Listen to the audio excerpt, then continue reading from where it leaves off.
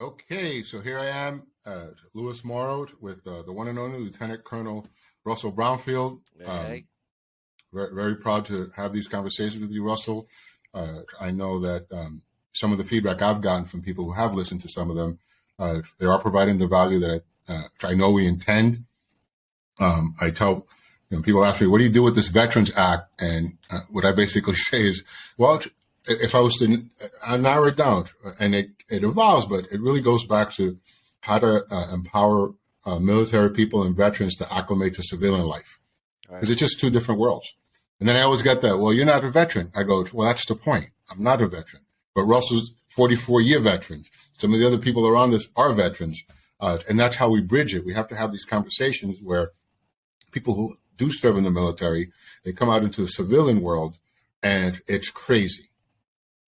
Literally crazy is probably the word to say in many areas. And one of the things that we've distinguished throughout our calls, a big problem, and it is a problem, it's an educational problem, is that, no matter what branch of the military you are, no matter what you do in the military, no matter what level of performance from the Pentagon to the person, you name it, in any branch, ultimately they all have that one mission, is to protect and serve and defend the Charters of Freedom of the United States. If you don't know what the Charters of Freedom are, you got to look it up. Yeah. We say it, we have a conversation like, well, you need to know what the Charters of Freedom are. And that's the first clue. Most people don't even understand or know what the Charters of Freedom are, what they represent. So then you go into the civilian world, and the mission in the civilian world is all over the place.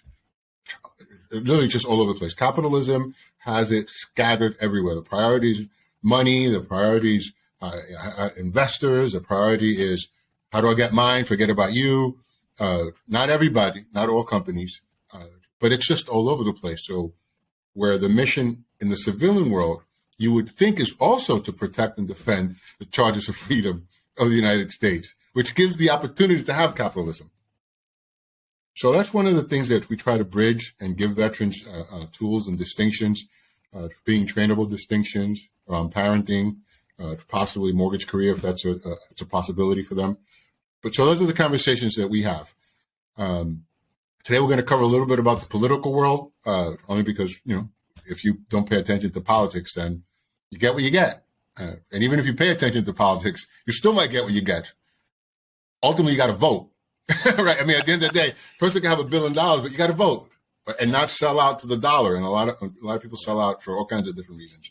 And then the other part is, so there's the political stuff we're going to talk about a little bit. And then also the holiday season.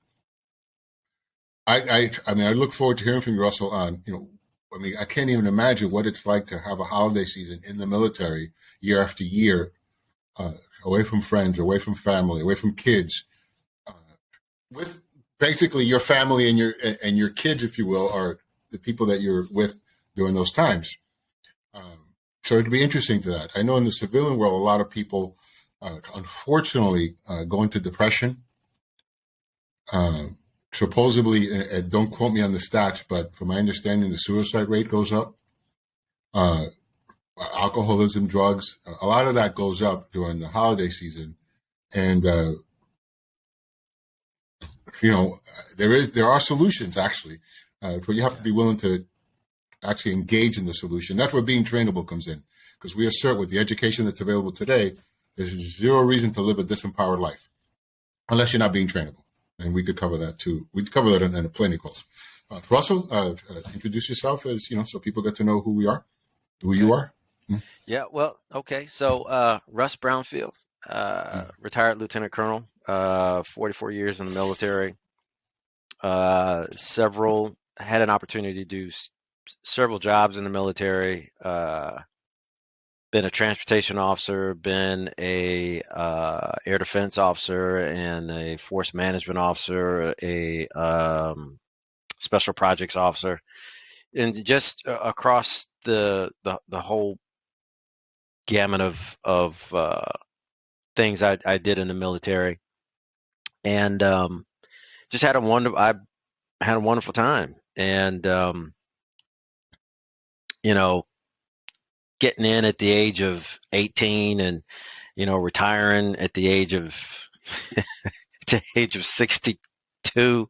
Yeah, it was one of those, as it what they say, when you company man, right? Okay, but I was more than just a company man. I was a soldier. I was a servant. And as far as I'm concerned, I'm still serving, but I'm serving a different capacity. I serve my local community as opposed to serving the nation of this country and the American people of this country. And so I've not stopped serving, just a different way of doing it. And um, you know, uh, I love the Lord. I love people. Um, I don't believe I've ever gotten annoyed with the Lord, but been plenty annoyed with people.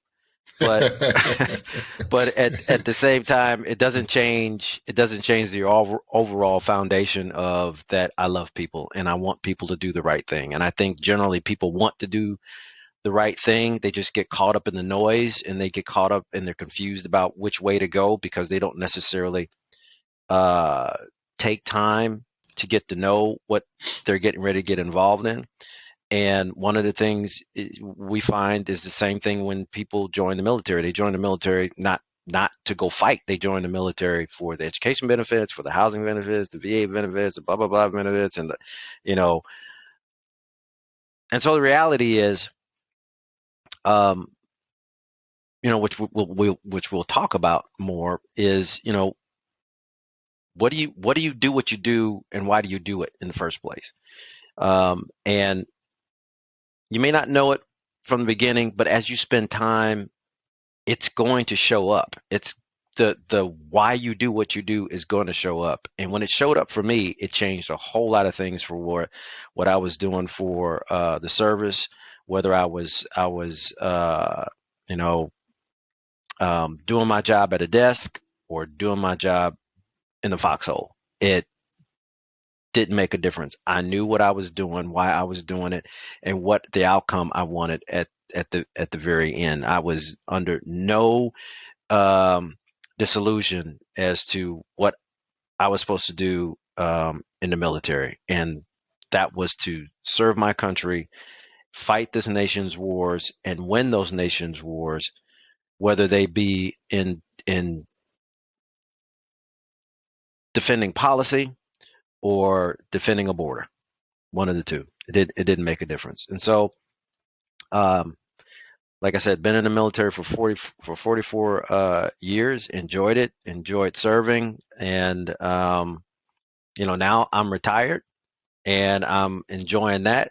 Plan on not going to do anything for anybody at this time, other than, of course, joining you, Lou, in pursuing the Veterans Act, making it better, stronger.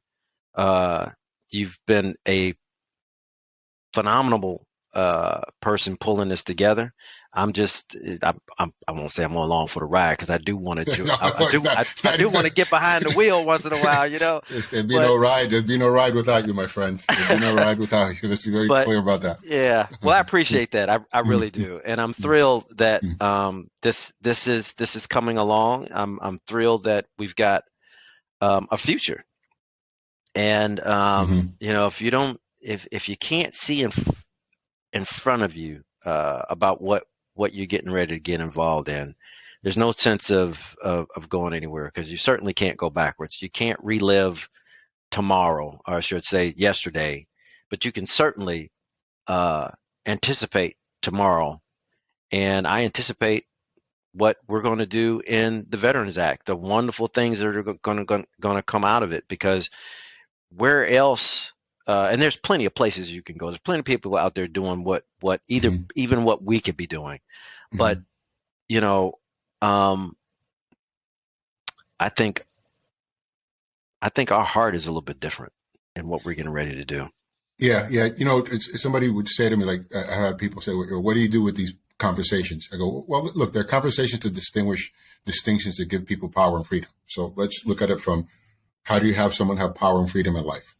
Uh, uh, but ultimately it's taking a course, like actually taking a being trainable course, Right. taking a professional parenting course, taking a mortgage career course, if that's the way you want to go. But I just want to put the mortgage to the side because that's like a career choice. It's an option. Uh, but before you even make that kind of choice, just like before you make a choice into anything you jump into, you want to be trainable. You want to have distinctions of being trainable. Right. And if you're in the military or a veteran, you have those distinctions. What the training courses that we provide offer people is a way to translate those distinctions into practical in the world, civilian world life, Right. even military life. Right. It's one thing knowing how to do something. It's a whole other world having the distinctions that actually allow you to do it. And it's a completely different world being able to have the distinctions, knowing how to do it, and transfer it to another person. And then there's the ultimate place where you are creating the distinctions. And being trained will get you to that place of creating distinctions.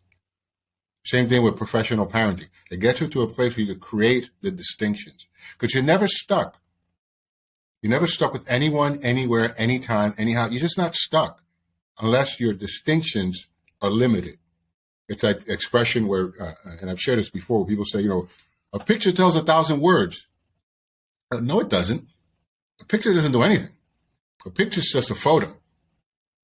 Your vocabulary determines how many words you're going to be able to say when you say that picture. So if your vocabulary is only 100 words, that picture at best is 100 words for you.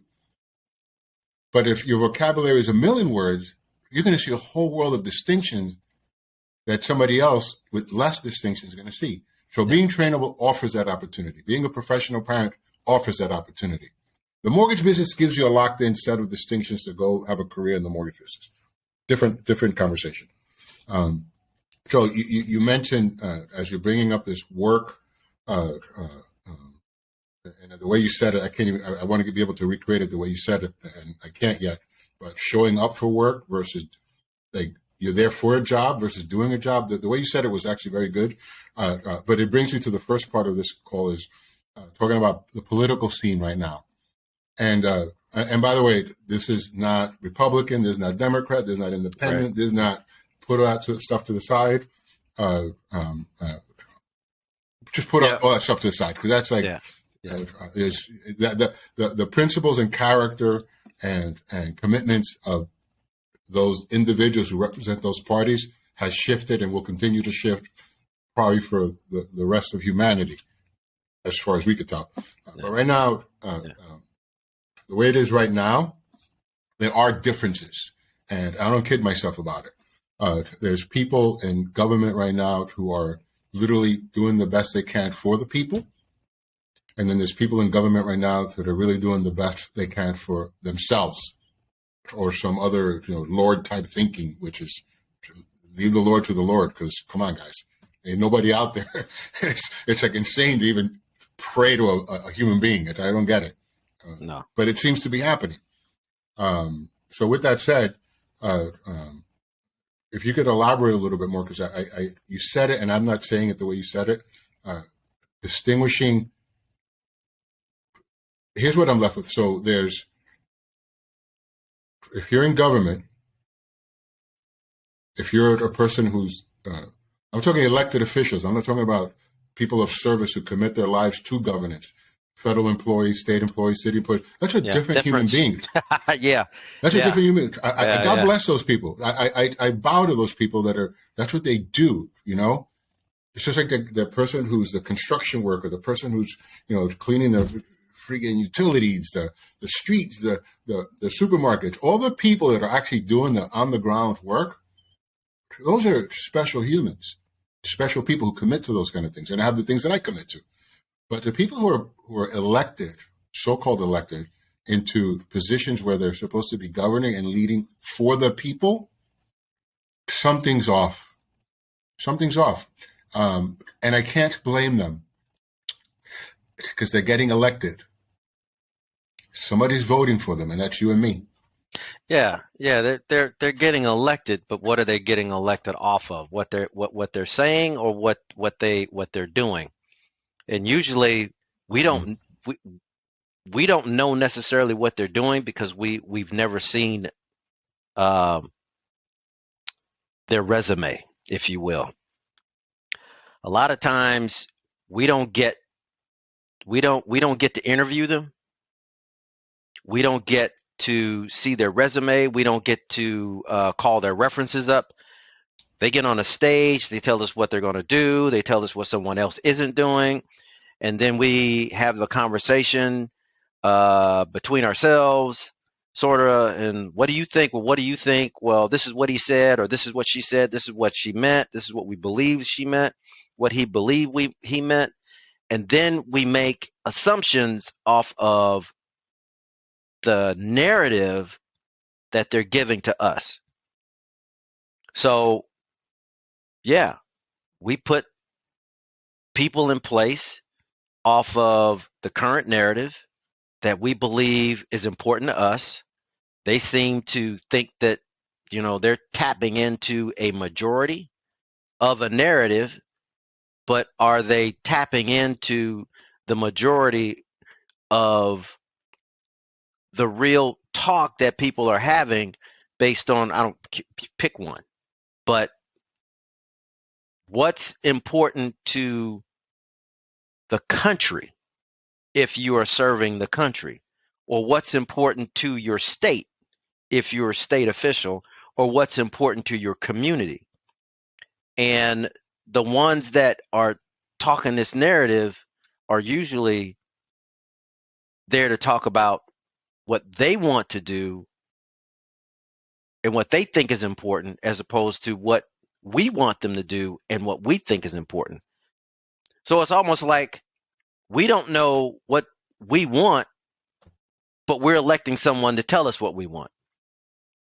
And so, that that goes back to what I was saying before. And then some of these people they're elected to have a job. They're not elected to do a job.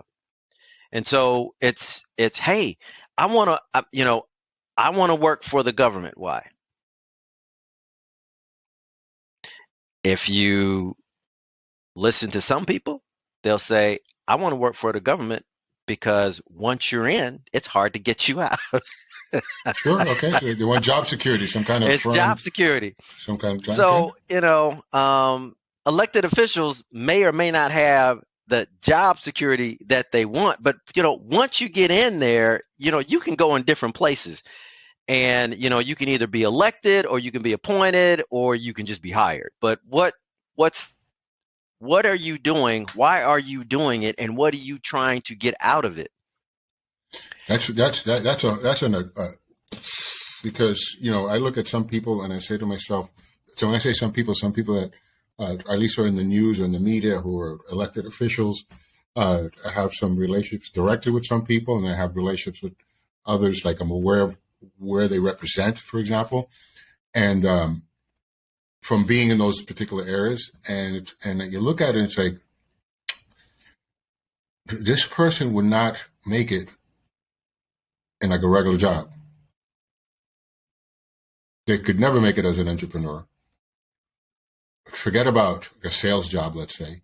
Forget about a customer service job.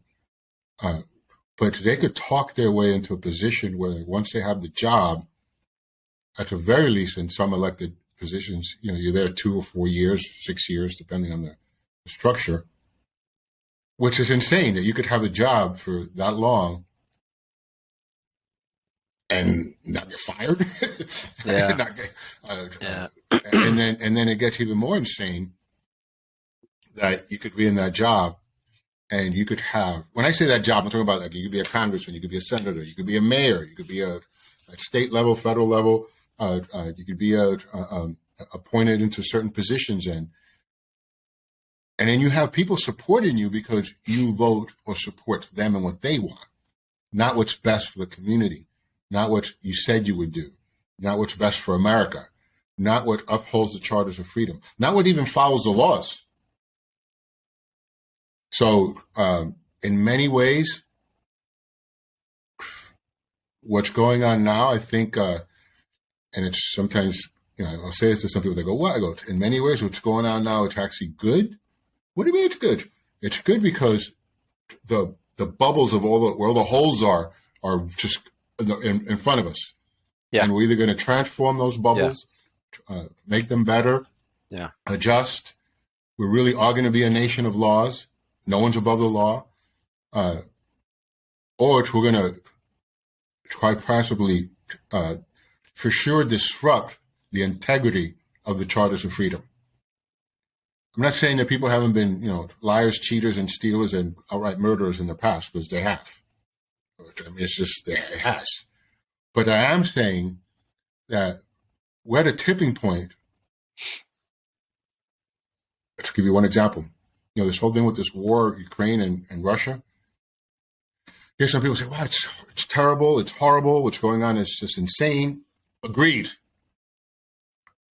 And we're at a point in history where we might actually be at the tipping point of the last war over territory, over land. We've been fighting over land and territory forever, before we were ever born, right? Centuries. It's the history of man has been divide, conquer, take, whatever. This could possibly be, and it's bold to say it, but it could be the last one or close to it. Because it will end sooner or later. Somehow it will end. And when it does, will the leaders of the current world say, you know what, we got to speak peace, stop? That's a leap from what you brought up. but it's all there. These people are leaders, right? Or they get into leadership by force, which that's not leadership. Yeah, there's a biblical component to it that I'm not going to touch on. But no, go ahead, why not? Go ahead, just say it. I mean, it's part of it. Well, there's a biblical component that there's going to be one leader that's going to lead the world, and it will be a one world order. And there'll be a time when that comes in. We're hitting the milestones and the timeline, so to speak, of how these things are going to occur. So if you study the Bible, we're moving and moving and moving because those things are coming. They're not. We've got some time before this happens. Sure. Because one, we have not experienced. Some people may think they have, but we've not experienced the Antichrist yet. Sure. So that's the person that is, going to bring the world together, but that's also the same guy or gal, but it's supposed to be a guy that is going to crucify those who are believers in Jesus Christ. But that's going to be short-lived, and that guy is going to go away. And so, but to stay where we are in the current date,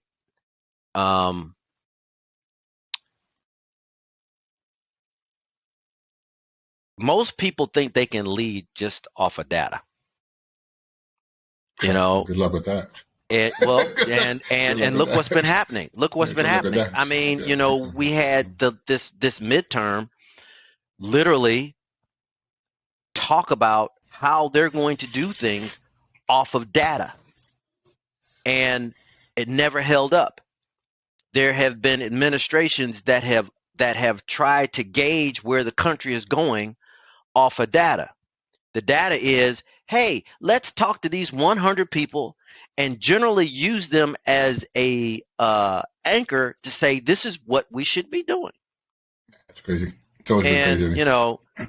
It can be 100, it could be 1,000, it could be 50,000, but you'll never get the true pulse of the country, because the country has never been on the same sheet of music. We've always had differences. And usually, we always start off with differences of gender, color, religion, and we can't get past that before we can get into anything else. You know, you look a certain way, you act a certain way, you're from a certain place, and we can't get past that to even have a conversation to begin with that's going to get us down the road of commonality. So most people think that, you know, if I can just talk to a few people uh, who are of this type, you know, so and then we then we categorize them into black, white, Asian, Latino, you know, and so forth. And then we say, you know, uh, educated, non-educated. You know, now we have the alphabet community and all these other things Mm. that's going on. And so you go in all of these little different areas to ask everybody the same question. You know, is the economy important to you? Is this important to you? And you take all of that and it's data, and you're going to lead the country off of data. So it's great survey. The question becomes, do you lead off of data or do you lead off of the needs of the country? Now, some people will say the data is that which you pulled off of the needs of the country. I disagree. Yeah, I don't know if that's factual either. That's I don't know. Yeah. Einstein used to have this thing. Uh, uh, Einstein said this one thing. He goes, "The problem with the majority rule is the majority is not as intelligent as the few." And you know, there's some validity to that. You know, it's like, imagine we're all making the decision on how to send a rocket, you know, NASA spaceship, you know, or we're Right. all making the decision on how to, you know, do a surgery. It's like majority rule is not necessarily the smartest way to go when you have experts in certain areas in certain fields, right? Right. Uh, and the thing about politics for me as an immigrant, Cuban immigrant, and I always, first of all, it took a while just to become a legal citizen. It took a while. I went through the process and I became a citizen.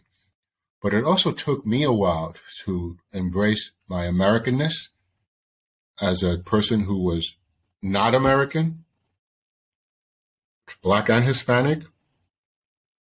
I was fortunate to grow into Union City, New Jersey, which was Washington Heights first, and then Union City, New Jersey, where I went through my elementary school years, uh, high school years, Jersey, where I consider myself fortunate to have grown up in such a diverse environment. Hasidic Jews were my neighbors, uh, uh, Italians, the Irish, the Germans, obviously all times of Latin people, Black people. It was just Asian. It was just a melting pot of people all coming in from like, I mean, the Statue of Liberty is literally was down the road from me, you know? So it was like this Right. massive diversity of culture and you know, the white guys, the angry white guys, the happy white guys. I could go down the list and I could assert and I go toe to toe with anybody on this that all this racism, hate, uh, uh, these things that bubble up for people, and it's hard for people to hear it at first, has nothing to do with color. What? Wait, hear me out. Yes, color has a lot to do with it. Yes, gender has a lot to do with it. Yes, nationality has a lot to do with it. Yes, all those things are on the surface and validly. Like people will do bad shit, excuse my language, bad things to people because of how they look or what they like or don't like. But if you take a step back, what is behind that? And it literally almost just goes down to education. Education, what do you mean education? The word education has been hijacked. Some people hear education and think, oh, you have to go to university, where you think you're better than somebody, or oh, do you have to go to this trade school, where you think you're better than somebody? Oh, you have to graduate high. No, that is education. But education is more than just the word, the organized education. Religion, the Bible, no, that's all education. But it takes a step beyond that. What is the fundamental, and I'm going to say how you're raised. I'm going to say that because you're born right? Shit, poop, whatever. and somebody's raising you before you get to do it on your own. So Right. from the moment you come out of a woman's womb, and it is a woman's womb we come out of, to the, let's say, I'm going to say by my own experience with my kids, by the time 4, 5, for sure kindergarten, if not first grade, for sure through elementary school years, but let's say kindergarten, first grade, you're almost baked. You're almost baked. You could be influenced a lot once you get into that world. But somebody is stewarding you as a child, let's say the first 6 years. The fundamental training and education that we provide for those little human beings is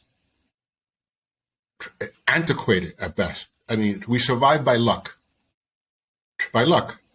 And it's tough. And I'm saying this from the professional parenting training, particularly. It's hard. It's hard for parents to actually be there and parent when they got to work 50 jobs, 20 jobs, do this job at 24 hours. And then they're dealing with their own emotional growth, their own emotional education, their own lack of education straight up, or over-education. Like some people say, I want my kids to go to Harvard and all these Ivy League schools. I go, dude, I'm all for, I went to Rutgers, not a bad school. I get it.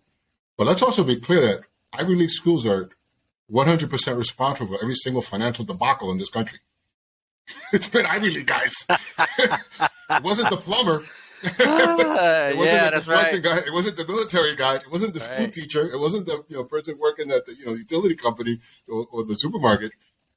So the smartest minds in the world have consistently put us into wars and destroyed the economy around the world. So whatever, and I'm not disparaging that because I'm a fan of education. I'm just saying that there's a fundamental education in the background that's missing. And I know for myself, inside of the training that I've had, by the time I had kids, at that time I had like 25 years of training to run. I saw right away there was no manual for how do you raise these little guys, these little humans, these little spirits. And inside of all that research, that's when I came up with what is ultimately the goal as a parent? At least for me, what is the goal? Like if I am now a parent and I have these little human beings that I get to steward, if I could have one thing that I want as the outcome, what is it? And by the way, I would ask people this question, like, what's your goal? And they would say all kinds of things. You just ask people. I'm not even going to go over them because it was like all over the map. Just like the poor people out of the military, they come out of the military committed to the Charters of Freedom. They come into the civilian world, and the civilians don't even know what the Charters of Freedom are. Can you imagine that? You just spent 44 years in the military devoted to defending and protecting the Charters of Freedom in the United States of America to make sure that we're a safe place, like the beacon of light for the world of possibility. And the citizens here don't even know what that is. It's comical. And that's why people in the military, when they come out, and when they were coming out, even back in Vietnam, they were being treated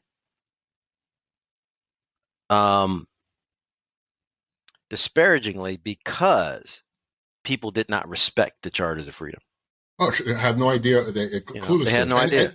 And there's politicians who then you have these politicians who I don't use the word, they're abusing the elected power given to them. So the parent thing, so what's the one thing? And I just kept on boiling it down. And ultimately, what I want for my daughters, my stepson, my stepkids, but my daughters, the ones I raised full time for 15 years now, is that they're fully functioning and self-determining human beings. The education to be fully functioning and self-determining, I will assert, is what gives anybody an opportunity to live a fully functioning, self-determining life. Right. But that precedes your Ivy League degree, your trade school degree, your not Ivy League degree, your whatever training somebody has, it precedes all that. Because if you're not practicing or don't have the distinctions to practice how to be a fully functioning person or a self-determining person, you're literally like a pinball just thrown into the world. Bing, bing, bing. You're just getting tossed all over the place. Uh, and when you look at some of these politicians, they get into office saying one thing. I mean, we have them on video, on the phone. You're recording them. They're saying this. You could see it real time right now. They get elected, and 2 minutes later, they're saying something else. Like right now, it's like, wait a minute, you just said this. Well, it's like no regard for their word. Forget about honoring their word. I mean, I could go right there. Zero integrity at the level of integrity that's possible. And I'm not talking about righteous. I'm not talking about moral. I'm not talking about my own personal integrity per se. I'm talking about the integrity of a person who takes on the job of telling you what I'm going to do for you as a society, as a culture, as a voter. I get elected, and I immediately just do other stuff. Like if I never said that. Yeah. Imagine in the military. You're in the military, right? And for me, it'd be imagining. You probably live this, where you have a superior person who, whoever up in the ranks, who's leading a battalion, let's say, and they're saying, we're going to go do this. And then everybody starts going to do that. And they go, I forget, but I'm going to go have some chicken. You guys, good luck. I'm going to go have some Cuban coffee over here in the corner. It's like, what? Right? I'm going to have my cigar. Wait a minute. It's like, you know what I mean? It's like, I can't even imagine. I mean, maybe it happens. I don't know if those people could last in that leadership role for more than a minute. They don't last in that leadership role if in fact they're saying something that you can't run for office in the uniform. That's Say more about that. That's it's like that's like that statement right now. It's like boom, but distinguish it for me because it seems like a hard, good reality. What you just said. Yeah. So distinguish it more. What do you mean by you can't run for office in a military uniform? Right. Because you're not there for popularity. You're not there to win the popular vote. You're not there to win the electoral vote. You're not there, period, other than the fact that you are entrusted to do a job by the other leadership who has appointed you to do that. If you're in a leadership position, and to be put in a leadership position, you have to have a track record of being able to follow, right? So, if you say you're going to do something, you're not saying it to the soldiers who are going to follow you. You're saying it to the leaderships who are going to hold you accountable. So that's one of the differences. The other thing is that if you're saying you're going to do something, you're doing it not the way it's supposed to happen, okay? But there are things that have gotten to where you can say you're going to do something for everybody, but then there's a hidden agenda under that, and then you get caught up in that, and there's consequences for that. But let's just say, for the sake of argument, you say you're going to do something. You're not saying you're going to do something to put a check the block. You're saying you're going to do something for the betterment of the people that are up underneath you and for the betterment of the people that you're serving, the American people. They're not ever going to see what you've done or what you're doing because it's in the form of developing the soldiers, the sailors, and airmen and Marine that are in charge under your charge, and then by the victories that we have across the water downrange that says we're doing what we say we would do, and that's win these nations wars. That's victory, and the other part of that is victory with little to no loss of life. Yeah, that's a you got to commend the U.S. military for having that as part of the pillars, if you will, anchors, if you will, whatever the word is that communicates to somebody that we're not just go the era of win at any expense, win and don't try not to have these expenses. It's an interesting it's a hell of a commitment. It's a hell of a commitment. and still to be, at least from my view, seemingly superior. It almost makes us better, like a better. At least I'm talking from a civilian, right? It makes us a better protector of global leadership versus, let's just go bomb. Yeah, yeah, What do you just go yeah, bomb? yeah, yeah. And the thing is that, there are checks and balances in place so that you as a leader of your country doesn't say, "Hey, go do that and let me know how it went." Yeah, You know, the the leadership, the so in this country you have a group of leaders, as opposed hmm to in other countries you have a leader who has people around the table who you're giving instruction to, who will go out and go do your bidding. Here you have discussion with leaders who will say, that makes sense. We all agree this is bad, but let's come to some agreement, some decision on how we're going to address the bad, what the expense is going to be when we address the bad, what's the outcome when we address the bad, and what benefit, if any, are we going to get out of it once we address the bad. And so that leadership, which is supposed to be, our political arm, it's, because Congress is the only one that can raise armies. They have to be able to sit around the table, and I even hate to use the word bipartisan. They have to sit around the table and literally talk about how we go forward as a country to ensure that whatever we do, we are not putting ourselves in a position that we are risking more than what we are going to reward. yeah. Correct me if I'm wrong. So when you look at, again, I'm only ever speaking from a civilian point of view. When you look at the Joint Chiefs of Staff, right? It's called the Joint Chiefs of Yeah, Staff, Joint Chiefs of Staff. Yeah. and you have these incredible people who have clearly devoted their existence to military life. And military life, I say the word military life, I don't mean uh, violent, I'm tough, go kill people. I don't think that's the military, and the military can do that. I think military life is a life of service, a life committed to, again, upholding the charters of freedom.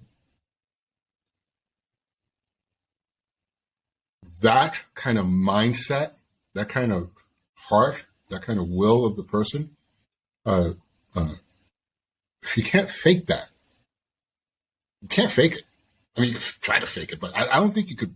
You can't fake it under so many other people who are also in that same environment, that same will. And then you have all these different branches of the military. And then when they unite and they meet, and you're informing the commander in chief, which is whoever the elected president is, right? Correct? If I'm correct? All right. Uh, um, Even a moron president, somebody who's a complete just president because they got there, however they got there, uh, could be great in one area, terrible in another. Who knows? Because nobody's great in every area. Uh, but you can be great in the area of listening to these men and women who, that's who they are. And I like to believe, and I still trust actually, that when the U.S. gets involved in a war, uh, and there's seemingly evidence of times where that's happened and it hasn't been the right thing to do, but I like to believe that in today's world, with the access to information that so many people have and the education that so many people have in the military today, that we're not just going into wars or pulling out the troops unless it's this, okay, you know what, everybody shut up and let's back these people up. Um, and when I hear some people disparage that, especially elected officials, I'm like, what's the education that's missing? How does someone Yeah. vote for Well, this person? okay. All right. So just real quick, Yeah, yeah. you make a very valid point, and as a matter of fact, it's a great point. Here, so educationally, our country, we have secrets, and those secrets, to a certain point, are very valuable to keep at the level that they are. Um, because there are people out there that use information against you. Period. It can, and it's at various levels, various stages. Mm, It's even people in your family that can use secrets against you. So we know mm, that, it's important. But you know, to point at what happened in Afghanistan and us pulling out of that, there are a lot of politicians that were saber rattling instead of acknowledging the real reason why the military pulled out of Afghanistan. So, you know, if you're not going to get behind, it was a political play instead of being a time where the country needed to circle the wagons. The politicians needed to circle the wagons and say, we're going to protect the process of what we're doing because of what has occurred that is necessary for us to do what we're doing. It was the exact same thing when we pulled out of Iraq. Exact same thing.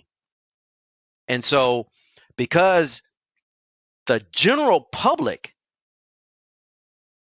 did not know, or if there was any information out there, they forgot. It was all of this hoopla and this debate between news reel and everything else about why we're pulling out. We shouldn't be pulling out. We're leaving these people. These people did for us. I can tell you the general public never knew the real reason why that occurred. And the mhm. general public will more than likely never know until it is time for the secrets to be declassified to where people will know what the reason why the president said, we've been there long enough. We got to pull out. And, there is a lot behind, Sure, sure, sure. we've been there long enough. There's a whole lot behind that. Yeah, And yeah. so, you know, the general public, you can say what you want about this government cannot and will not compromise its national security because Joe Schmo wants to know everything. That is That's never and going to rightly happen. so, and rightly so. Personally, I'm like, hey, Joe Schmolling, go join the military, go and join the ranks, go do whatever, and go get into a position where you could be in the conversation and find out what the real answers are.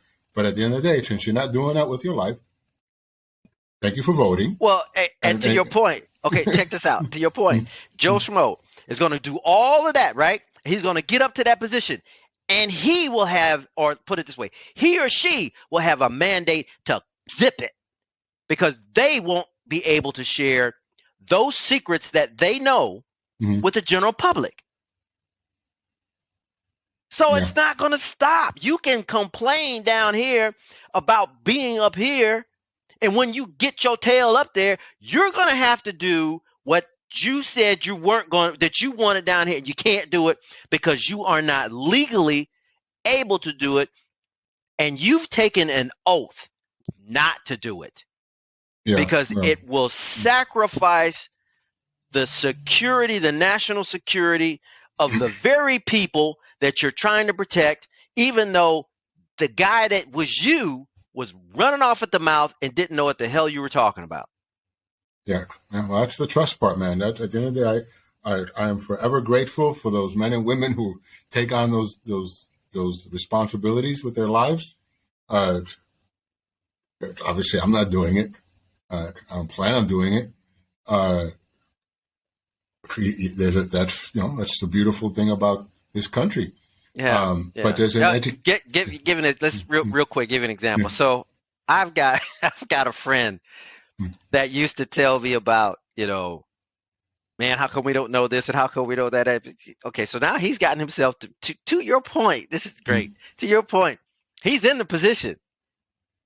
He had to sign a NDA, a non-disclosure agreement, that it dude cannot say a word.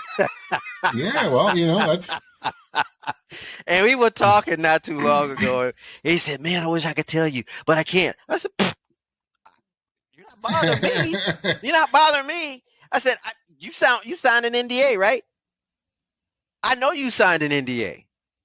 He said, "Well, yeah, okay. You signed one. You can't say anything because some NDAs will put you in litigation. Others will put you behind bars." and rightly so. Rightly Yeah, so. Rightly yeah. so. But Uh, in uniform, because you don't have to sign a non-disclosure agreement. You are bound by oath, and that's your non-disclosure agreement. yeah, yeah. The education, and I keep on saying the word education because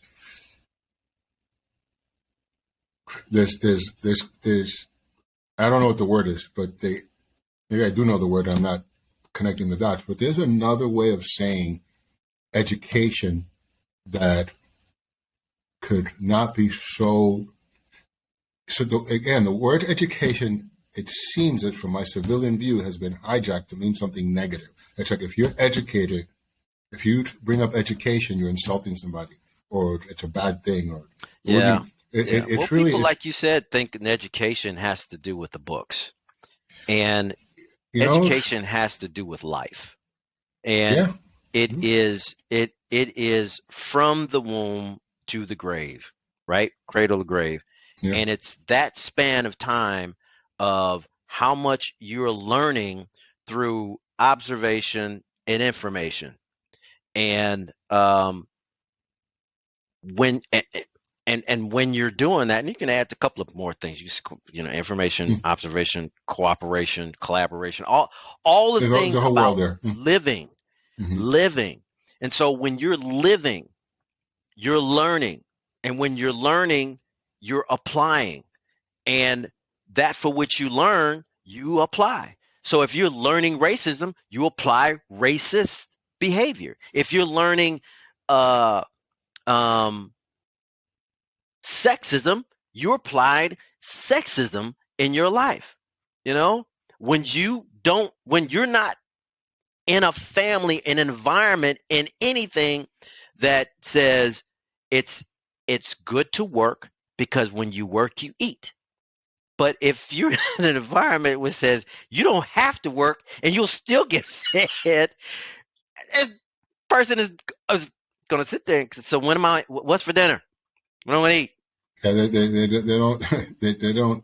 It's not fully functioning. That's for sure. Right. If that says the fully functioning, It's not fully exactly, functioning. It's not exactly. even And they're certainly there's, not self-determined because they're waiting on you. yeah. And There's a whole so it's, you know, if people took education and stopped compartmentalizing it and using it as a holistic way of looking at it, as this is how, because I'll tell you. So, in people think wisdom is smart thinking. Biblically, wisdom has nothing to do with smart, has nothing to do with thinking. It's about being, it's about life. So if you and wisdom in life is living rightly. It's living the way you're supposed to live. So you love people, you listen to people, and you work with people, and you do all of those things that's going to bring about some level of community, so that you're not what you said earlier in when we talked before about the violence. We do it in fact where we can get correct legislative that is going to, because you're not going to please everybody, but you're going to generally put something in place that provides a good level of community and operating inside that community, so where you can get up in the morning and feel good about yourself, and not feel isolated, not feel, or feel what someone tells you to feel, because you're so into the, well, you know what, he or she's right. I'm I'm I'm a lowly person off to the left because I'm in this category. Well, you don't have to be in that category. Yes. You don't have to Yeah. be in that category. Are you fully functioning self-determining? Because if you're not fully functioning, You can first never be off, I can self-determined. always put you in that category by just telling you you are. Yeah, you can't even get to self-determining if you're No, not you a can't even functional person. You can, exactly, it's like exactly. having the conversations of you are this, uh, uh, it's a downhill. It's downhill Right, because, right. So, we keep using the words, marginalized, and I, we that did exist. It can exist if we keep buying into the narrative. yeah, yeah. You're pointing out my one daughter, London, uh, uh, seventh grade, I think it was seventh grade, seventh or eighth grade. I don't know. I was walking to her room. She goes, "Dad, I'm just really getting this. It's like life is just one long story. Like my life is just one long story." That's right. And I said, yeah, we are such creatures of story. We're such creatures of conversations. We're such creatures of our imagination that while we're awake, we're always storing. We're consuming content or creating content. Most people just consuming content. And then they're creating content based on content they consume. There's no creating content or very limited creating content from nothing, like create new content or take the new content that you learn and turn it into something else. So we're always either taking content. There's one imagination, 800 people, 800 billion people now, Yeah. fighting over each other's imagination. It's like an incredible insanity of fighting, arguing, and debating over nothing. And we're such creatures of imagination and stories that when we go to sleep, we're still dreaming. We're still in other imaginations. We're still like going over places. And then we wake up and like, oh my God, that dream felt so real. And then you go out there and you live like if the dream actually happened in your head, or you catch yourself. My favorite is when I look at somebody in their daydream and go, what's going on? Who are you talking to? And you literally will have a daydream. We all do it, where I could hear myself debating with the person I'm thinking about and responding in my own head in their voice. Yeah. And coming to conclusions. And then when I see the person, it's like, hey, yeah, it's like insanity. It's insanity. And the education, and going back to the word education, the awareness, the self-determiningness that's available already. It's available in this. It's available in scripture. It's available in so many different places. It's not like it's a mystery. Right. It's not like a mystery. The education to distinguish being self-determining is available, but you have to be willing to have a fully functioning conversation to get to the point where you stop living in the myth that a picture tells 1,000 words, for example. Right. Because a picture does not tell 1,000 words. Yeah. It's your vocabulary. Yeah. It's your distinctions. It's your awareness, wisdom, whatever you want to call it. So you are born. To your point, real quick, to your point, the self-determining, I can't be fully functional if you're in a different political party, and just that alone separates us to even have. It's insane. It's insane. It's the fully insane functional self-determining discussion. It's completely insane that the moment somebody says X political party, they now hate the other political party. Or it's like, no, wait. But there's people out there who know this game. And there's people there who love the separation. Divide and conquer has been a theory forever, right? Yeah. Very outdated theory, divide and conquer. What about unite and thrive? Who says you have to divide and conquer? You can unite and thrive. Right. Literally, unite and thrive. With all the resources that are available on this planet today, and the education and the information and the tools, etc., something's going to break. It's antiquated.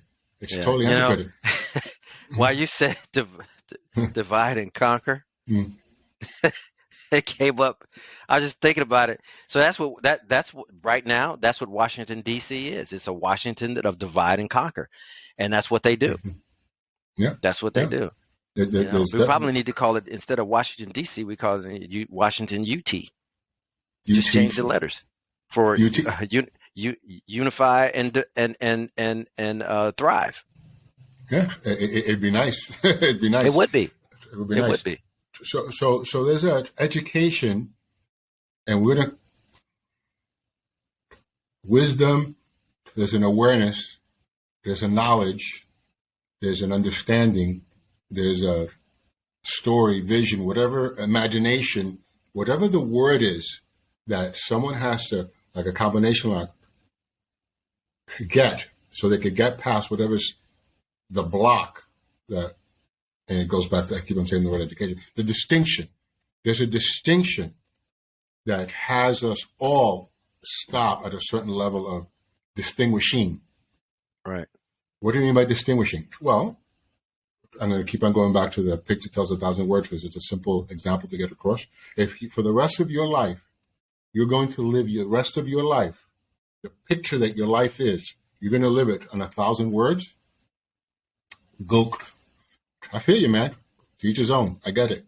But your right to swing your fist stops at my nose, or no violence, no legislative violence, no physical violence. And if you want to live the rest of your life with, this is the way I am, this is the way I was, this is the way I was born, this is the way, that's fine. Enjoy it. But I will assert that what gets us into the world of divide and conquer is when a person thinks that their imagination is the right imagination. And I'm going to bring up religion because religion is such a massive fabric in our planet. I will assert that even in every, at least I've read the Bible, I've read the Quran, I've read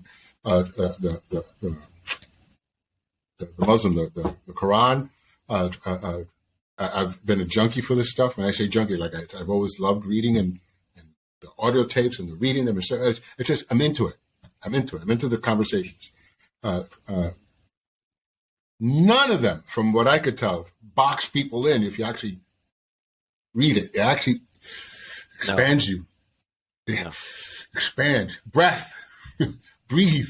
Expand. It's attainable but unexplainable is what I always tell people. What's attainable? The moment you box it in with your view of it, useful, it'll get you somewhere. But now you boxed it in. You got to stay open. What is this thing called faith?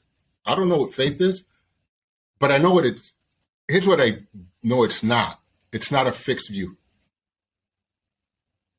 That's a position. If you could experience it, right in the beginning, you get breath, right? Isn't that part of like life, breath? Right. So the word maybe it's not education because again, some people stop when they hear the word education, but I'm going to introduce the word imagination. We have to keep on expanding our imaginations, distinguishing, being fully functioning, being self-determining in a world that's full of possibilities. Like full of possibilities. It's just full of possibilities. Right. And somehow we need to transfer that to other people and other places. We had this talk once about anger and hate. Hating is it's such a hating has to be probably the lowest level of emotional intelligence on the planet. It's so hating is like it takes no effort. I hate. So divide and conquer is actually very easy to do. I hate. But unite and thrive is a whole other ballgame because now you have to have possibility. Now you have to have compassion. Now you have to have conversations. Now you have to have peace. Now you have to have understanding. Now you have to have accepting. Now you have to expand yourself to be with other people in the ways of being that they decide to be, based on their education, based on whatever they're going through, based on their learning curve. Right. If you're raising kids, I know as a guy who's raised kids and have been in training roles for the longest time, it's like, I have all the space for what my kids say today. How can you say that? Because I know tomorrow they're going to say something different. Why? Because they're maturing and they're growing. So if I'm going to use the one I hate you. My daughter said I hate. I got one. I got one. I hate you from my daughters at one point. Young age, I think, I don't know, maybe 12. I hate you. I can't even tell you what this was about. I hate you, Dad. I started laughing. I looked at her. Good. I'm not here to be liked by you. I'm here to make you got the right dad.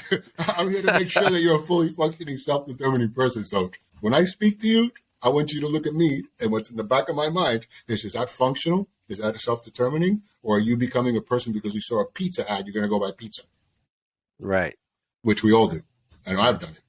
So with that said, she looked at me, she goes, oh, okay. And then couldn't even tell you what the topic was, never said it again. And it set a whole different course in our relationship. But to get upset and angry and frustrated and disown your kid because of something they said when they were 3 years old, 4 years old, 6 years old, 12 years old, it's a child raising a child at that point. Yeah. So this is great. I appreciate that it's about this. So let's segue a little bit to holidays. Yeah. Ho ho ho. You know, the holidays, Hanukkah, Christmas, Kwanzaa, Three Kings. I'm sure I'm missing somebody's holiday somewhere in there. I will say this, that Kwanzaa. Yeah. yes, participation is probably the number one. If somebody says, how do you have a good holiday? You got to participate. If you're all alone, if I could leave with one message, if you're all alone and you don't have any family, any friends, nobody that you feel good about, nobody's inviting you to anything, or the worst possible case scenario, get up and go volunteer somewhere. Yeah. Go plenty of places. You could help in a homeless shelter. Just go to a church, local facilities, the VA places. I know here in Santa Barbara we got some great VA facilities that they do breakfasts and luncheons and all kinds of soup kitchens. But you got to participate. You just got to participate. That's in the civilian world. In the military world, it's not like you get, hey, bye, I'm going to go to the soup kitchen. That's a different responsibility. So I would ask you, what would you say to somebody? So again, the civilian world, participate. You got to be trainable. Trust me. Just go participate. Yeah. Okay. With that said, Yep. In the military world, that's your expertise more than mine for sure. What can you recommend to somebody who's, they're away from their family or friends or not? Maybe they're, happy as you could be, Yeah. Yeah. It's no difference. It's no difference. It's still, you got to get up and participate. You and usually you're not going to be left alone to your own vices anyway. There'll be things to do. You either have a job to do, or if you're off, you're going to be setting up, holiday decorations, or you're going to be involved in something. Because I don't mind idle hands. That's the playground for things bad to happen. So, someone in uniform isn't, unless they purposely go away somewhere to be by themselves because they're going through something, and people are not aware of it, and we're too busy doing other things to pay attention to it, because that can occur. Shouldn't occur, but it can occur. We're with each other. We're doing checks on each other. How you doing? Oh, okay. How's home? Oh, this is going on at home. Okay, well, let us know if we can do anything. Is there a system? Is there a system like that of in the civilian world? Good luck. You could be in your house by yourself, alone, and nobody checks in on you. It happens all the time. So in the so I'll put it to you this way: the lower the units, the line units do that a lot. You are checked on. They make sure that things are going okay. Family is doing okay. Are you going on leave for the holiday? If you're sticking around on post, this is what we want you to do. We want you to be involved. That you're gonna, you'll eat with your friends who are still there. Um, what's really nice is that you're probably more engaged when you're deployed than you are just coming to work every day. When you say coming to work, you mean in the military world? Yeah. When you're just coming to work, and going to the motor pool or going to something and doing something like that, so getting behind a desk and doing paperwork and computer and all that stuff. When you're deployed, you're literally there to take care of each other. Yeah, it's interesting. You just opened up a whole like it's distinction, naivete, right? My naivete, because I'm not. That's my naivete about it. So there's so let's say a person joins the army. Mm-hmm. They go to boot camp. They go through whatever training. They become whatever discipline whatever the path of profession is. Mm-hmm.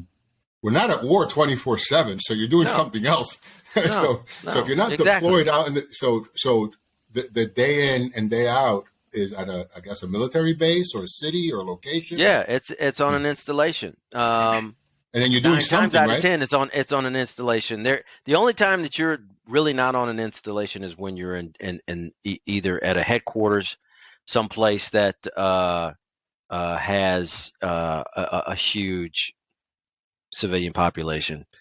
And the only thing I guess I would say that the only place that I know of is not really what you would consider an installation is the Pentagon. And then Every other place militarily usually has some type of installation type environment, where you have soldiers, sailors, Marines, and you have that group of people. Yes, you have civilians on there, but primarily that installation is there to support the military activity. and then the day in and day out of a person in the military. I just use the army as an example because that's your expertise there. So you're not deployed, which you're doing whatever that Right. job is, and then there's actual. I guess there's a difference between deployed and actual war when you're actually like okay, guns on and battling and whatever that high alert world, right? Because you can be deployed for a training exercise, some Yeah. kind of cooperative exercise with someone else. Because I've been deployed to when I went to Korea for a while. It was more. It was not for to go fight. It was there to be part of an exercise. So yeah. Sure. So then the day to day. I mean, I'm going to say probably the dumbest things, but you go practice shooting. You go. You have to clean bathrooms. You go shoot people. You go mess hall. I mean, what is there's the paperwork? Are you building something? Like what is the day to day when you're not deployed? Well, You're training to be deployed. Well, line units, as we call them, train to deploy. When I was in the line unit, that's what we did. We trained to fight. So it's pretty much the day is so part the of the day day is keeping your equipment serviceable. You go to the range and you qualify with your weapon twice a year. You're required to stay physically fit. You're required to know your job inside and out. And you're required, and all of that is underneath the umbrella of training.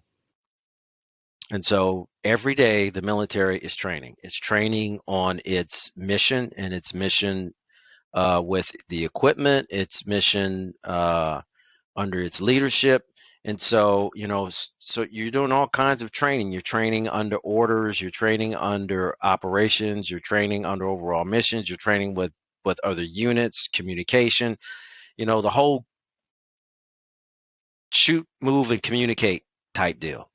And there's education like the classes also, or yeah, coursework, you have classes, but a lot of your initial classes will get you spun up on the weapon system, what it does, why it does what it does, how to employ it, what to do if it breaks down, how to maintain it.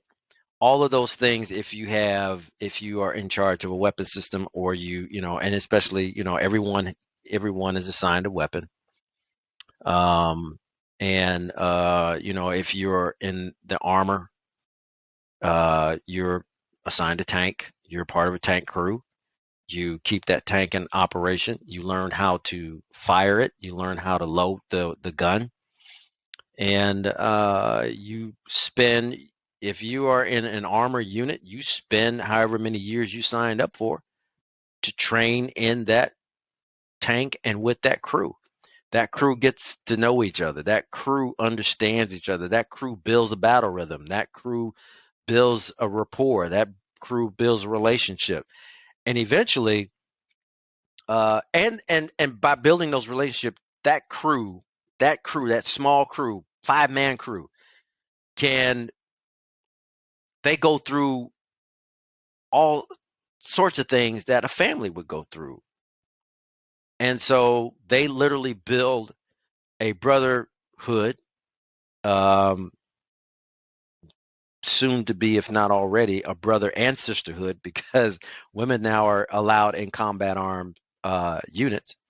So they build that family unit so that they can operate as a family and as a unit, so that they know that when they are under fire, they are under attack, they operate, they know what to do, they know how to do it, they know when to do it, so that they all can come home together. And so And they they all know the moving spend, parts. yeah, they spend all of this time, they spend years. They can spend years together. They can spend 3 years together easily in a unit. Sometimes they can spend up to 5 years before they, rotate to another armor unit, or do something else. Sometimes, some people don't want to be in tanks all the time. They may want to be in artillery. They want to be in infantry. They don't want to be any of that. They want to be in logistics. They want to be, they want to move things in trucks and trailers and all of this stuff. So there's various things you could do. Bottom line, people work together so they can make this institution run from soup to nuts, right? Where everything has its operation. Mhm. It's the cogs in the wheels are meshing, they're moving, they're running, they're making things happen. So on a day-to-day basis, the Army is training for war, but in that training, there's a plethora of things that's happening that gets us to that state to where we are a fine-tuned machine, to where we are, bottom line, winning these nations' war, right? So we're Yeah. not just out there fighting, we're fighting to win. No, well, And that's so, that's and in winning, yeah, but in winning, we're doing a whole lot of taking care of. We're bringing people to where that if something happens to this person goes right in there and has not missed a beat.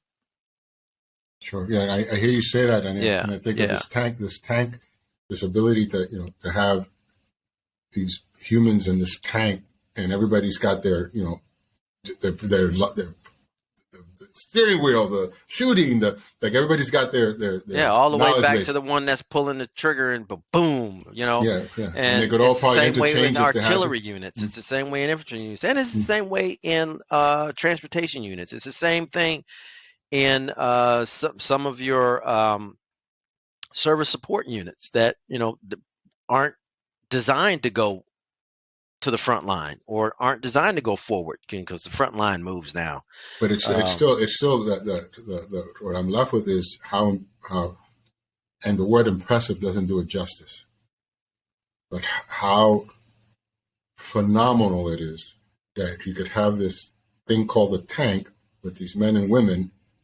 But so here's the tank, right? Here's the people in it. But the tail, the front and back of the people who service it, the people who got it there, the people who build it, the people who put the screws and built the tank to begin with, the people the people who fed the person who fed the tank, who put the tank, who put the wheels out. I mean, right? And then it's like the like we see the tank, but I'm sure, I like to believe anyway, that the people who are in the tank see the team that it takes to have this tank even show up. No, not necessarily. No? But I will tell you that the Army's tried to move to that because it's important to know how your support from all of that gives you the ability to do what you do. So a reason not to do that, where I'm thinking from this whole picture, right? But when the way you said, well, no, then it makes me think, okay, what's the other possibility? Is it because they want, if you're going to do tank, they want you to do tank? Well, yeah, they do tank. They want you to do tank, but they don't want you thinking about anything else. That's when you're in there, But yeah, there's conversations at the table that say, the people that built this tank. I mean, there are hundreds of people that it took to put this thing together, and there will be hundreds of people that will come and go that will move that one tank from place to place because of different tank crews that rotate through that. So yeah, this one tank could have 15, 20 different crews depending on how long that tank is in service. And everybody that this new crew, 5-man crew, comes in, takes care of it. They leave, they go do what they're going to do. They're promoted out of that thing, and next there's another group that comes in. So to your point, a lot of people just don't think about that piece of it. They just get in, start learn how to use it. They don't think of the significance that, wow, this is amazing. Just think about what it took for somebody to go in just to even think about putting this piece of equipment together to make it work and to do what it does. To put a piece of artillery equipment to fire over 400 miles away. The engineers, the science, the engineer, the science, the guy that sat there and said, in order for a trajectory to get that far, you have to have this type of powder, you have to have this kind of trajectory, you have to have this kind of tube, and mathematics and all this other stuff that went into it. As a operator, all you're doing is saying load, fire, boom, there it goes. Yeah. It's funny because I don't know if it's funny, but it reminds me of the beginning of this call. One of the things that we brought up, I think I said, was a lot of these people who are currently elected into office wouldn't survive in the civilian world. Forget about surviving in the military world. They couldn't have that job. They couldn't do the work. It's like they're making decisions on processes and literally life-altering laws. Yeah. And yet they could barely wipe their butts. I hate to say. Well, here's the thing about that, Lou, is this, and this comes down to, and it sounds real basic, which it is that your ability to survive in the military is for you to be able to your point, to be fully functioning, self-determining, but you got to be willing to do what you're told to do. Well, that's part of being functional. I mean, there's times when you just got. My kids say, "I don't want to do that." I go, "Let me tell you something. There's a lot of things you need to learn that you have to do. Like what? Yeah. Stop at a red light when you're driving. Do I need to go any further?" Exactly. Because if you can't get that, it's going to go downhill. Yeah. And so, back to the holiday, people miss family.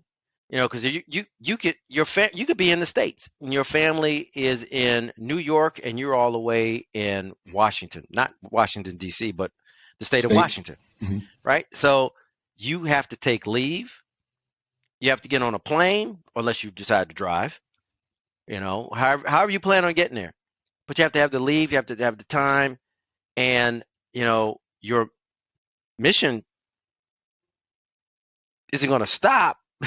So there has to be, that. So someone's going to go home and someone's not, Yeah. So especially if you've there's. got a 24/7 mission, right? And sometimes you can close an office down, shut off the lights, and everybody can go home and nothing, no worries whatsoever. So sometimes somebody's got to be there. Yeah, but it's not. It's not a full stop. It's like Right. It's not a you got to full take stop. turns. It's not a And full so stop. that's the person that you got to take care of. That's the person that Mm. has to be okay with, I'm not going to go home this Thanksgiving. I'm not going to go home this Mm. Christmas. Uh, so what am I going to do? Is it It's, voluntary? Can huh? somebody? Is it voluntary? Like for example, my Yeah, birthday. you've got those Okay. that will do that, because, Hmm. you know, you got to be careful to say that because you're not married, you have to stay. Sure. That Sure. that can't be a reason why you don't go home for the Yeah. holiday. Yeah. Yeah. You know, uh, but usually, I've always taken my hat off to anybody that says, you know what, you go home.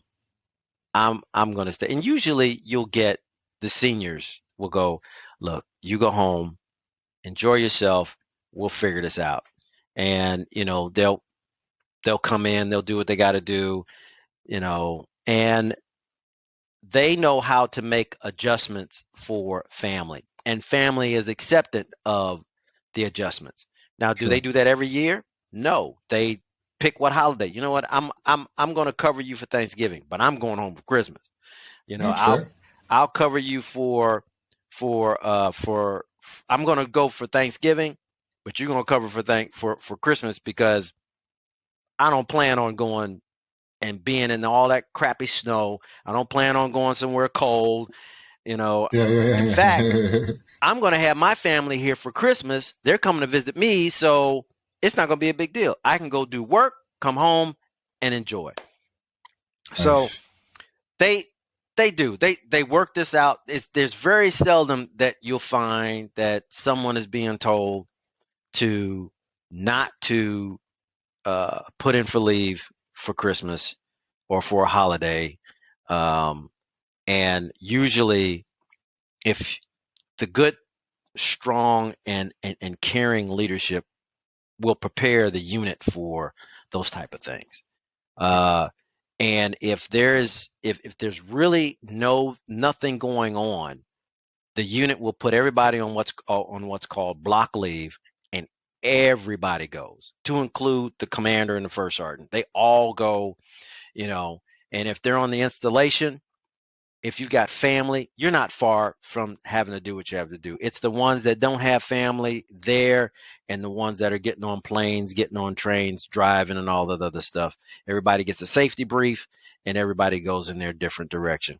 The only captured audience for the holidays are the ones who are deployed overseas somewhere, and uh, they get together and have Thanksgiving dinner and try to do stuff that's going on. And for those that are there for Christmas, try to get involved in reindeer games, right? And so try to make things happen, Sure. try to Sure. enjoy the holidays. And then you send things home, pictures, videos, hi, how you doing, blah blah blah. And with Yeah. technology, Yeah. You could for be what on the like phone with you and I are everybody. doing right now, Hmm. Yeah. I get to see you during the holidays. So I'm not missing you, but I'm missing you, right? Sure. So Sure. Sure. right. So that that's important, but we all know that at one point together, God forbid anything happens in between me coming home and me seeing you, I get to come home sooner or later and I get to be with family. And the service recognizes that, there's that downtime, there's that break that you need, that decompress period, and you get anywhere from 60 to 90 days to do that, right? Yeah, And yeah. you're home Especially for if the you need. next 30 to 60 days, depending on how they do it, how much leave you've earned and all that. So I'm gonna use 30 days up, and then I'm gonna use another 30. And if the unit's like, yeah, you do that, because if we need you, we'll call you. That's great. I hear, as I'm trying to find the word to, it comes up. And what I hear is, saying the civilian world participate. In the military world, I hear the word communicate. I hear communicate. Right, right, When you right, right, communicate, people are there to serve you. right, You're serving people, right. the bosses, if you will, the higher ups, the people who are managing the whole picture, the people who see the whole tank line, all this other stuff. Yeah. If you communicate, for the most part, you will get taken care of. Yeah. Well, the unfortunate part is that even though the military tries to do as much as it can, we still have not been able to slow down this train of suicide. And that everything I said is great. We try real hard, but it doesn't it is still has not slowed down that train. And it's some cases you look at it, and it's like it's still barreling down that track, and it's picked up speed. It's not a runaway train yet. But it's so suicide while in service, or veterans out of service, or No, both. no, both, Both. Okay. both, Yeah. both, both, both. You You know. have you Yeah. have soldiers who feel displaced, even in they they feel alone. They're not lonely. They just feel alone. Well, it's Or is it the communicating their other way it is? imagination. Yeah. It's in their thoughts, their Yeah, minds. because It's a it's like, tough. well, It's a you know tough. what? I'm not, I can't go home. Why you can't go home? Well, because my girlfriend broke up with me. That's not your family. Okay. But that's That's that's your a girlfriend. yeah. You would probably like to make her make you family, but your family, your mom, dad, sister, brother, cousins, friends, that's family. But I love her. She's my heart. Blah blah blah blah blah blah. I can't live without her. That's a problem. And That's I try to break. I keep on, especially in this call, I've used the word imagination, but I do also use it in humor, and I use it in real training with, like, the biggest breakthrough. One of the biggest breakthroughs with one of my daughters when she's a fighter, and I said to her, Kylie, you really like to fight with my imagination, don't you? But she got it, and she started laughing. I go, yeah, so it created a whole world of freedom and peace for herself, right? yeah, Um, uh, I do this one joke where I met this woman, and man, I am so happy. Like, this could be the one. Like, she meets everything that I would ever want about a person. She responds. She accepts my likes and my comments, and it's just phenomenal. Now, if I could only get her to like me back on Instagram. That's our imagination, right? So we get into relations with yeah. people, and we have this picture of, and I could, I totally can get how someone could be in the uh, uh, military setting, if you will, Yeah. and they have a picture about their girlfriend, and who knows what movie they're playing in their head, right? Right. And if they don't Right. have the distinctions, or someone's not, I'm going to say it this way, and with all respect to every profession out there, certain professions try to help people by trying to fix them. But some people don't need fixing. They just need a distinction. Right. And one of the best distinctions that I have found, as of enough that I could say it works, is helping someone get that their thoughts are just like the heart beats and the lung breathes, the brain thoughts. And we have 100,000 thoughts a day, whatever the actual stats are. The odds of getting them all right are probably slim to none. So if you're going to debate your own imagination, or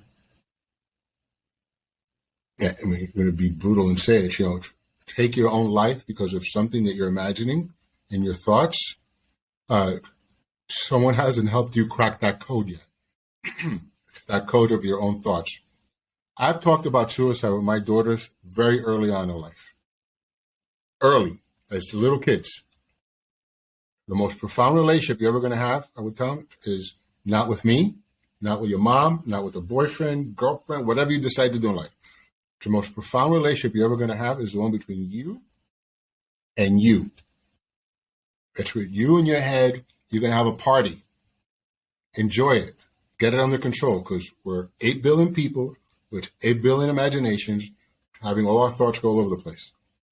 Some people manage them. Some people don't. Some people like to believe that their thoughts are something else. Maybe it is. Yeah. Maybe it isn't. But it's all based on your own distinctions. So I could put this in front of you. I could put that in front of you. You could consume, consume, consume. At the end of the day, if you don't take on distinguishing, that you are the one distinguishing, you're going to be at the mercy of whatever's out there, like a pinball. Again, boom, boom, boom, boom. So that's an education. That's training. It's available. Like I said in the beginning, with the education that's available today, there's no reason to live a disempowered life unless you're not being trainable. So if you do anything else out of this holiday season, my friends, or any time, quite frankly, is have a profound comical relationship with your imagination. Because to go fight everybody else's imagination, you're never going to win. It's not going to happen. 8 billion people. Good luck. Light them all up one at a time. It's never going to happen. So you might as well just enjoy remember that those clown cars? Right. It's a clown car in here. Yeah. Yeah.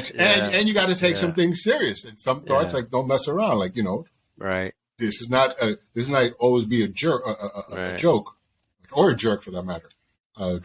So how to crack the code on suicide is it's not an easy one, but it is crackable. Yeah. Plenty One of people. by one. Well, I've had this straight up. I said the conversation about suicide with my daughters, and I've told them, and I said, look, if you ever find yourself like, oh my God, I want to kill myself. First of all, stop saying that because even as a joke, it's not a funny joke. Right. It's not a funny joke for someone who has lost somebody because they did kill themselves. Right. And you don't ever know who that person is. Could be your best friend standing next to them and their parent did something. You just don't know. So I had to train my daughters and educate them to stop saying that because kids throw it around like it's no big deal. But then they throw around the joke and it becomes real, right? Mm-hmm. So I taught them early on, stop saying that. I go, you know what it sounds like as a dad to hear you say, oh, I want to kill myself over like makeup or something stupid. It's very painful. It's almost like, ugh. So I never, ever, ever took my foot off the pedal on that. I called them out every single time until they got it and they got to education and distinction, and then they don't say it. And then they stop their friends from saying it. So as a parent, especially you have those kids early on, you got to disrupt that conversation. Got to disrupt it. Do not take it. You have to disrupt it. That's one. Two is don't be afraid to have the conversation. You have to have the conversation with them because they will have those thoughts. We all have those thoughts. I told my daughters, I've already had the thought of, oh my God, do I want to kill myself? I never forget. It must have been 8th grade. I think it was still in elementary school. But I'm grateful for my mom because my mom was very smart and she educated me enough that I remember saying to myself, wow, that's interesting. I'm going to go to sleep. I'm tired. And I literally said to myself, but if I wake up in the morning and I still have this thought, I'm going to go get help. Went to sleep, woke up in the morning like nothing ever happened. Here it is, 40 years later. But I had the distinction. And if you don't give someone the distinction or you pretend you don't talk about that, insane. You have to talk to your kids about this stuff. Anybody for that matter. Anyway, I kind of drifted there. You don't have to, but I highly recommend that you talk to everybody and anybody in your life that you think might have a situation where they actually going to act on those kind of thoughts. It's insane. Yeah. It's not insane to the person doing it. To the person doing it, it's real. Okay. Happy holidays. Happy holidays. Happy holidays. Any last words, LTC? No, not really. Like you said, take care of yourself. If you feel alone for whatever reason, as we tell everybody, and I know many veterans that would probably listen to this, and even the non-veterans that would hopefully be listening to this, it's just breathe, take a minute, and then talk to somebody. Somebody's out there that will listen to you. Not everybody's out there to judge what you're going through. They just want to help you get through it. And Yeah. if we can get you to that, if we can get you to the next day, you're going to find out it's going to be a glorious it's going to be a glorious time. I was hearing something real quick not too long ago about being steadfast in the storm. And the big thing about being steadfast in the storm is that you're going to have all kinds of emotions. The wheel's going to turn all kinds of ways. Just don't let go and stay steadfast right there on the wheel so that you can get to your final destination. Beautiful. And Beautiful. so I'll leave it at that. But I would say to my fellow veterans, contact somebody. There are plenty of organizations out there that can help you, that are there, that are designed and developed and funded to help you. So Yeah. please give them a call and let them help you, and don't tell yourself no one can help you, because they Yeah. can, Yeah. and they will. God bless on that. Yep. Happy holidays. Happy holidays. Stop this.